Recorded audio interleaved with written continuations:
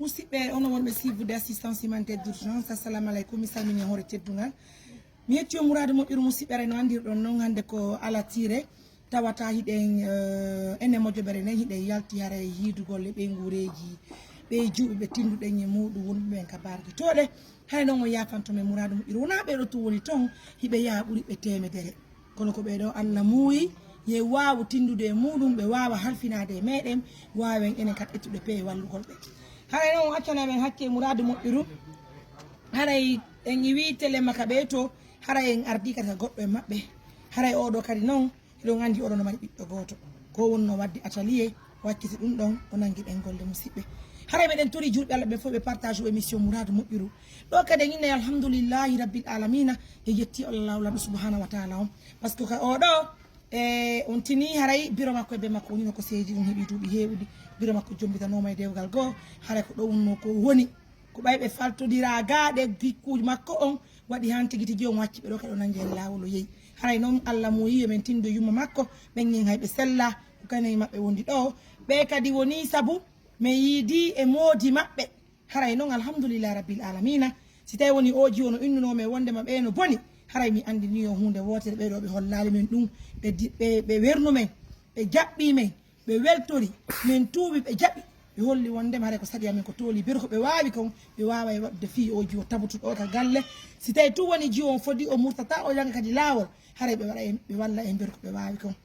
haray noon mi inviti partenaire ɓe fof ɓe entunude yumma makko ɓe partage vidéo ɓe wallito men sago amen janggo bimbi e tenen on si Allah muuyi min aranay kanko jiwon ɗo min naamo min windoyama e centre de formation couture o wawa wadde macci makko ɗen so wondiki hande diplôme makko on haray ala koye heeɓali musidɓe partagez moi la vidéo encore une fois de plus mbiɗo weltani julɓe Allah ɓen fof biro assalamu aleykum no hayfi boyi awa Allah ɓeydu cellal ngal nani haray oɗo jiyoy ɗon andimo on ɗum jamon afama wonni honno awa haray ko no wondino ɗo ga yaafo ɗo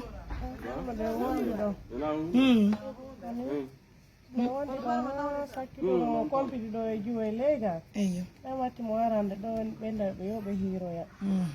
noon ɓe yaade ɓe hiiroya to ha o murti noon e ndew ɗum eyyo o yalta e o wayntako gonga o jindino e ɗum ɗon ha o ƴettiri e ɗum faynan tan o arti kadi mi raɗaki mo min wondi ɗon eyyo ha o jibini e nder konko o jibini ɗon kadi o yalti kadi eyyo o ƴetti bobon o yalti eyyo min raɗaki mo fus moɗa inni si tawi woni o joɗoto tabita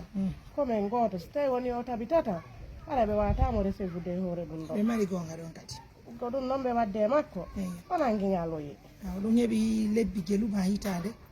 ma duuɓi jibi o heeɓi heɓala e 6 mois tan kono haade o yaltiɗo yo heɓude on kadi aɗa o yalti heɓuno hitande heɓuno hitande heɓuɗo hitande aɗa wartaga musidɓe haray pijiɗiɓe laafi joni biro enen min landiki yo yaafo biro ko feƴƴi kon min tindi e modi mon no hirɗon ɗo ni haray ɓe makanimen wondema haray kamɓe joni sinano meɗen arno ɗo ɓe jaɓatano tippa ɗo kono sapiji ɗi fof ko sabu minen kadi min weltori ko ɓe jaɓani men ko haray joni toroɗen Allah wata jiwon hersin en haray yo jaɓu jeeyede o seeda e yaaru ka baaruji o tabbita ka mawɓe makko ɓe haray miɗen tori on ɗum ɗon balla ne sort pas le vieux mais je veux le parler e haray minen tan ini ko ɗum halduɗen ne aw on jaɓanimen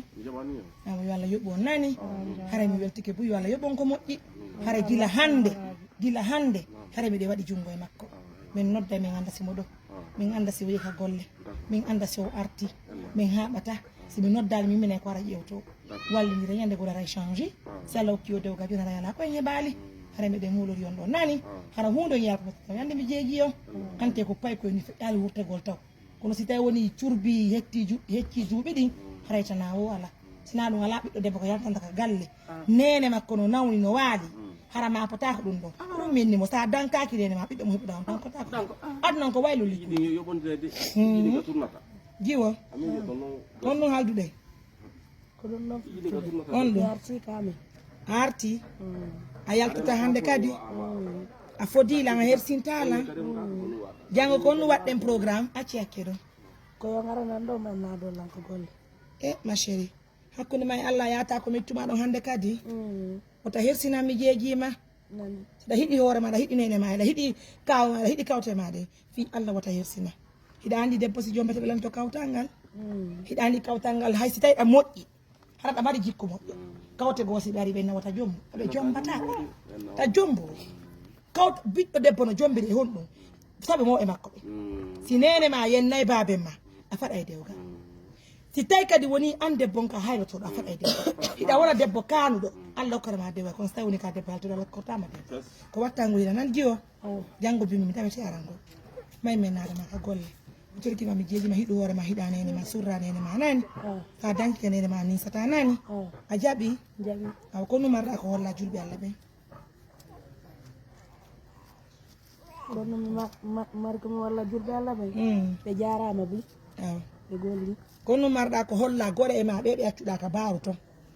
ha yoɓe yiido e moom natton ɓe ko famille maɓɓe on haray ɗe golle ko jokkude noon fo iɗon gandi na ko moƴƴi ka ko wattangol hakkillam mais je me dis que c'est petit à petit ça va aller inchallah mais c'est un grand courage parce qu'il faut reconnaître que depuis avant-hier on tigui presque ay ɗanagol ngol joni ƴiwti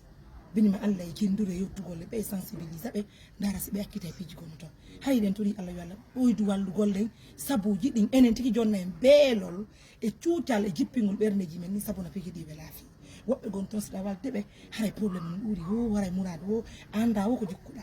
haray meɗen tori ballal partagez moi la vidéo haray meɗen ño assalamu aleykum nene haray joni halfodiri nan nene haray janggo o wonay ɗo min innamen ette charge makko fof kono biru taaga amen on min aray min wallitomo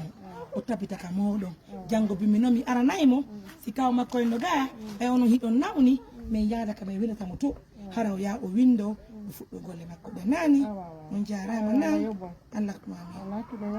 Allah on jarama nan mesdames, messieurs, prenez bien soin de vous donc depuis le matin assistance humanitaire des gens sur le terrain c'est pas un boulot qui est facile mais on dit alhamdoulilah en tout cas c'est la troisième personne parce que la deuxième personne de l'autre côté on y a mis le bureau comme néanmoins elle est là-bas assise là-bas il nous a dit prenez bien soin de vous au revoir.